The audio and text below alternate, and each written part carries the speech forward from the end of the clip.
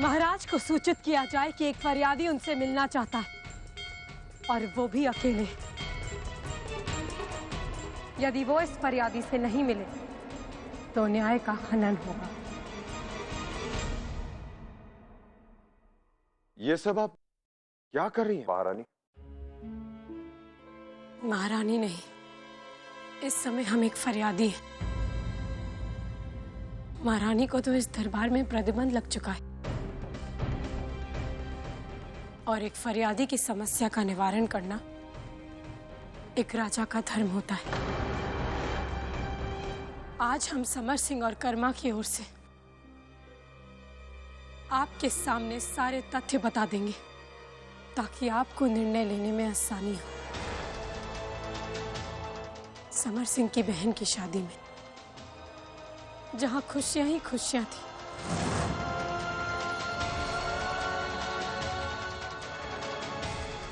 इन धूर्त फिरंगियों ने नरसंहार और कत्लेआम मचा दिया।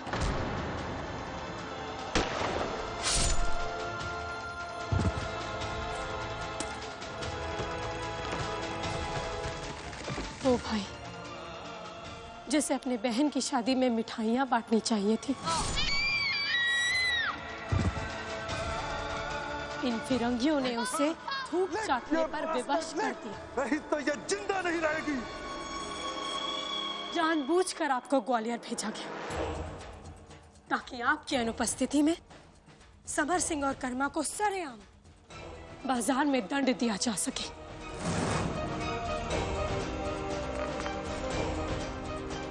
क्योंकि ये धूर्त फिरंगी हमारे स्वभाव से परिचित थे, जानते थे कि आपकी लक्ष्मीबाई चुप नहीं बैठेगी, परंतु वो चुप हो गई। किंतु झांसी की रानी चुप नहीं बैठ सकी।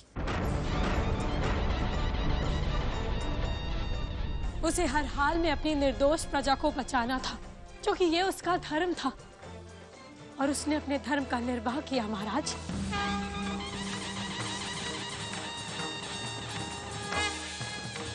आज पूरी झांसी जिस उत्तराधिकारी की दुहाई दे रही है, उसे मिटाने की मनोकामना रखने वाले यही षड्यंत्रकारी फिरंगी हैं।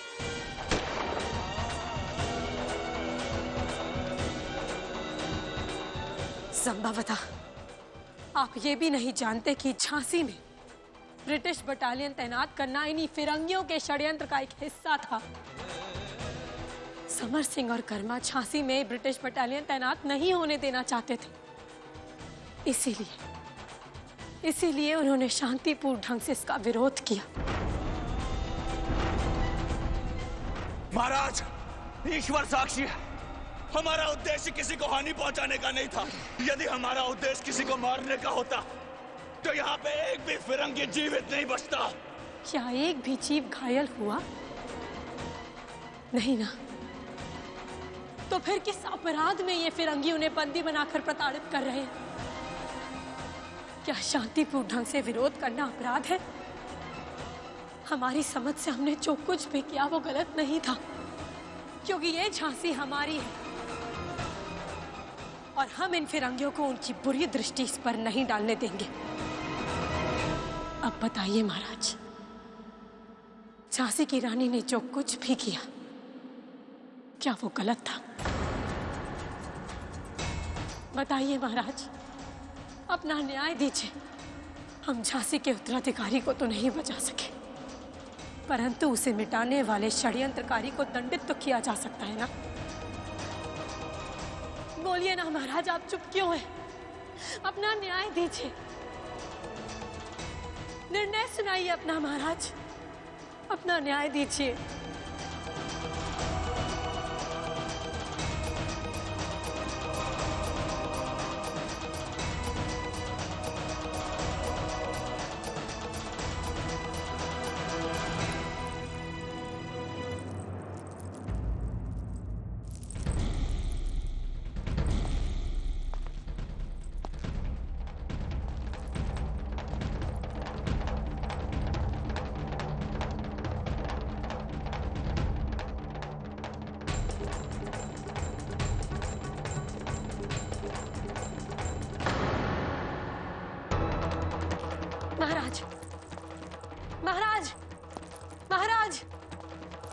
आपने पहली बार अपना निर्णय ना सुना के बहुत बड़ा अन्याय किया है महाराज, बहुत बड़ा अन्याय किया है महाराज।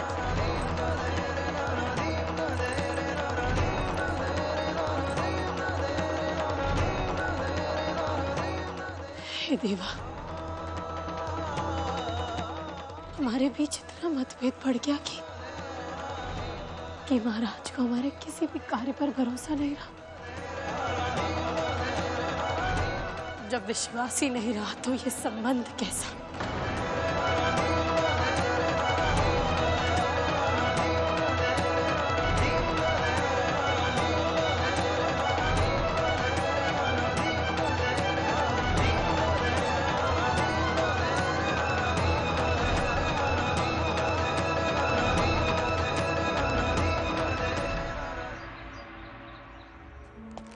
आपने पहली बार अपना निर्णय ना सुना के बहुत बड़ा अन्याय किया है महाराज, बहुत बड़ा अन्याय किया है महाराज। न्यायाधीश हो गंगाधर, ये न्याय है तुम्हारा? स्वयं में झांक कर देखो, तुम भी जो चाहते हो वही करते हो। क्यों झांके? हमें उत्तराधिकारी चाहिए था और लक्ष्मीबाई झांसी को उत्तराधिकारी नहीं दे सकती। इतने स्वार्थी कैसे हो गए गंगाधर? अपने लक्ष्मीबाई पर तो बड़ा गर्व था तुम्हें, अभिमान था, भूल गए? वो बलिदान दे रही है तुम्हारे लिए भी और झांसी के लिए भी। झांसी को संभालने के लिए गंगाधर जीवित हैं, लक्ष्मीबाई की कोई आवश्यकता नहीं है। वो हमारी पत्नी है, उन्हें उत्तराधिकारी देना था परंतु नहीं दे सकी। अब मोरोपंत और वैनी साहब के परामर्श को मान लेना चाहिए, दूसरा विवाह कर लेना चाहिए। हमें उत्तराधिकारी चाहिए। क्यों? क्या लक्ष्मीबाई उत्तराधिकारी नहीं दे सकती? भूल गए? दाई माँ ने क्या कहा था? लक्ष्मीबाई दोबारा मां बन सकती है। बंद करो अपना ये उपदेश। हम वही करेंगे जो हमें उचित लगता है। इसका उपदेश झांसी को उत्तराधिकारी नहीं दे सकता। हमारी झांसी हमारे हाथों से छीन ली जाएगी। हमारे बीच इतना मतभेद बढ़ गया कि महाराज को हमारे किसी भी कार्य पर भरोसा नहीं रहा। जब विश्वास ही नहीं रहा तो ये संबंध कैसा? यदि लक्ष्मीबाई हमसे संबंध नहीं रखना चाहती तो हम दूसरा विवाह करेंगे। हमें केवल उत्तराधिकारी चाहिए। लक्ष्मीबाई दोबारा मां बन सकती है, वो उत्तराधिकारी नहीं दे सकती। तुम्हें उत्तराधिकारी चाहिए। तुम स्वार्थी हो गए हो गंगाधर। झांसी को उत्तराधिकारी चाहिए। बलिदान दे रहे केवल तुम्हारे लिए। हम दूसरा विवाह करेंगे। वो दोबारा मां बन सकती है गंगाधर। झांसी को उत्तराधिकारी चाहिए। बन सकती है। दूसरा विवाह करेंगे। उत्तराधिकारी मिल जाएगा गंगाधर। झांसी को उत्तराधिकारी चाहिए। हमें केवल वो मां बन सकती है। वो मां बन सकती है। हमें उत्तराधिकारी चाहिए। क्या हुआ महाराज?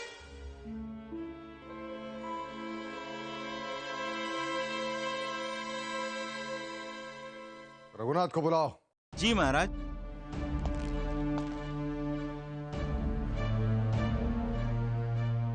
महाराज, हम यात्रा पर जा रहे हैं। जो आज्ञा महाराज, शीघ्र प्रबंध किया जाएगा। परंतु महाराज, अचानक यात्रा पर? जितना कहा गया है उतना ही करो। ये यात्रा गोपनीय होगी। महाराज, महारानी साहब को भी गोपनीय का अर्थ समझते हो Raghunath?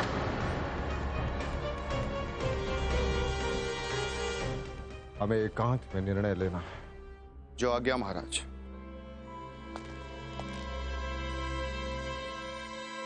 I'm extremely sorry, Your Excellency. शायद मेरे वजह से आपने और His Majesty में नहीं नहीं, ऐसी कोई बात नहीं है और इसमें आपको क्षमा मांगने की आवश्यकता नहीं। इस समय हमारे पास जो कार्य है उसे पूरा करना महत्वपूर्ण है।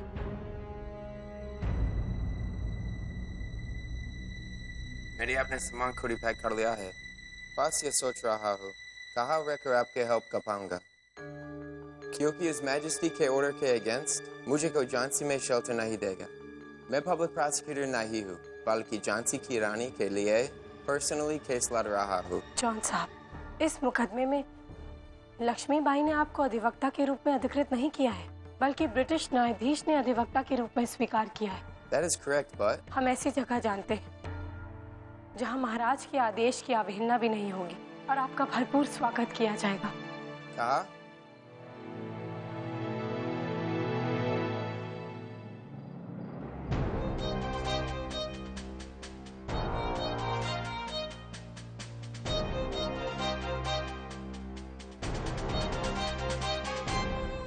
Lang. John Lang. So sorry for getting you kicked out of Jauncey's palace. Extremely sorry. No, really, I'm so sorry for getting you kicked out of Jauncey's palace. So sorry. साहब खाना तैयार है।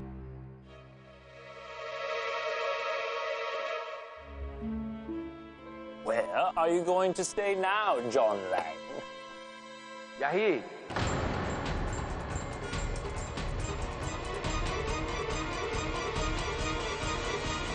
Only here, Mr. Nelson, EC Circuit House man. What? Yes. No. तुम यहाँ नहीं रह सकते। ये यहीं रहेंगे क्योंकि ब्रिटिश न्यायालय ने इन्हें समर सिंह और कर्मा के केस के लिए अधिकृत रूप से अधिवक्ता स्वीकार किया है और जब तक इस मुकदमे का निर्णय नहीं हो जाता ये हमारे खास अतिथि बनकर इसी सर्किट हाउस में रहेंगे।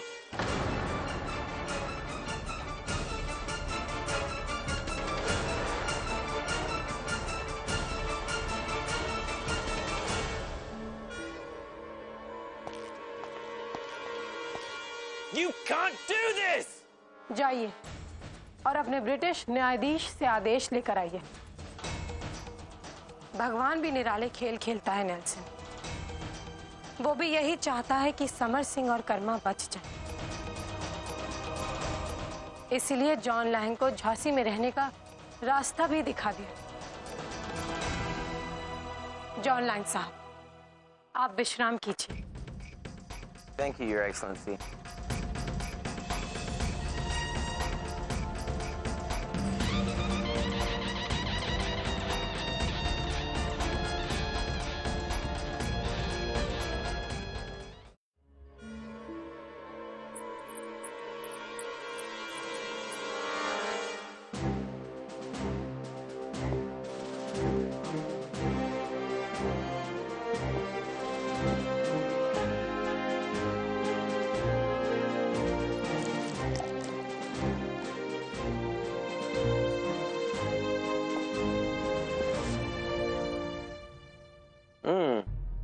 Quite good.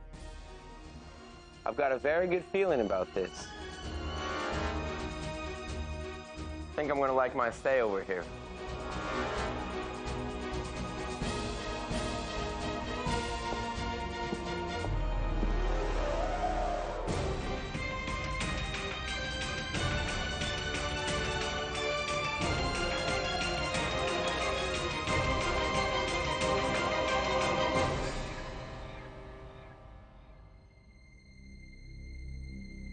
महारानी साहब, भोजन तैयार है। महाराज ने भोजन कर लिया। महाराज तो शाम को ही यात्रा पर चले गए।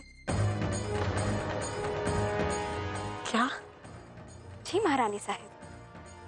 कहाँ गए हैं वो? कोई नहीं जानता।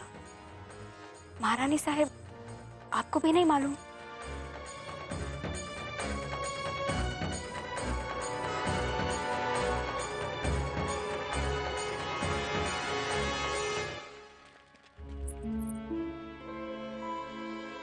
महाराज कहाँ है? बताइए ना प्रधानमंत्री जी, महाराज कहाँ है? क्षमा कीजिएगा महारानी साहब, हमें से किसी को नहीं पता कि महाराज कहाँ गए और ना ही उन्होंने किसी को बताया।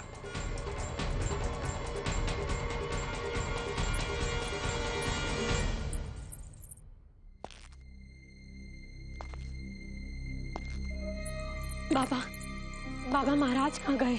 आपको तो अवश्य उन्होंने बताया होगा कि वो कहाँ जा रहे हैं। नहीं, मुझे भी बताया नहीं। मैं भी यही सोचकर चिंतित हूं कि कहाँ गए। नहीं नहीं बाबा, आपको तो अवश्य पता होगा। हो सकता है कोई अधूरा कार्य हो जिसे पूरा करने गए हो, अन्यथा इससे पहले बिना बताए कभी नहीं गए। इस समस्या का एक ही समाधान है, आप दूसरा विवाह कर लें। हे देवा,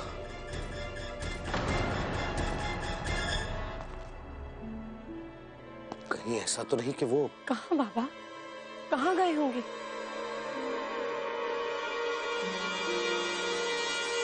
विवाह के लिए दूसरी कन्या देखने।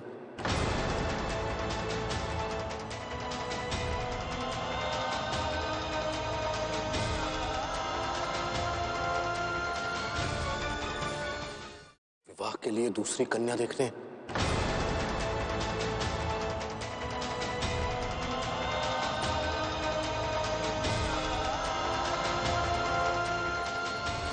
दूसरा विवाह? ये आप क्या कह रहे हैं बाबा? महाराज, महाराज ऐसा नहीं कर सकते बाबा।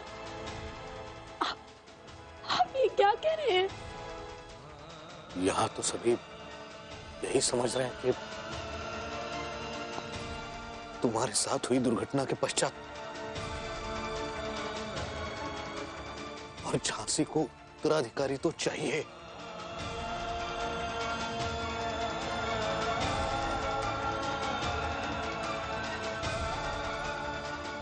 नहीं नहीं बाबा,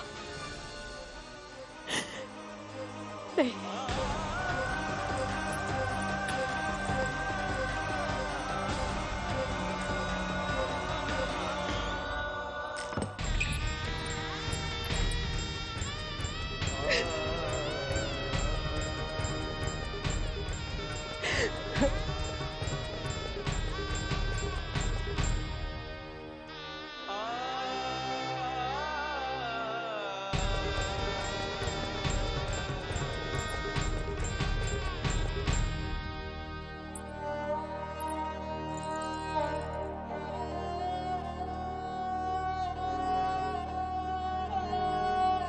महारानी लक्ष्मीबाई, इस समय आपने जिस प्रकार अपनी दूरदर्शिता का परिचय दिया, उससे हम अत्यंत प्रभावित हुए।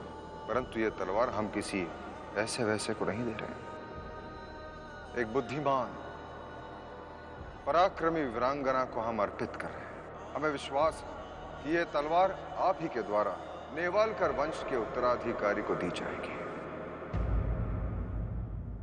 कभी बुद्धिमान,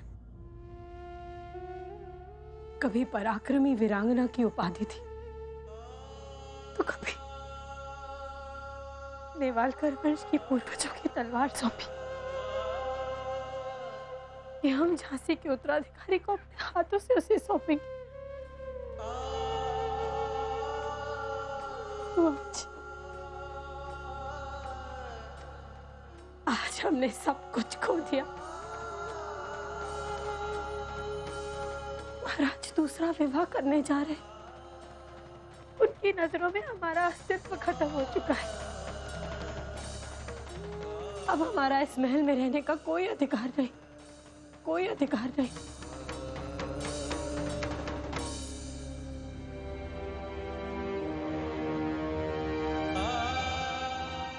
परंतु हम अपने ऊपर से कलंक मिटाकर जाएंगे।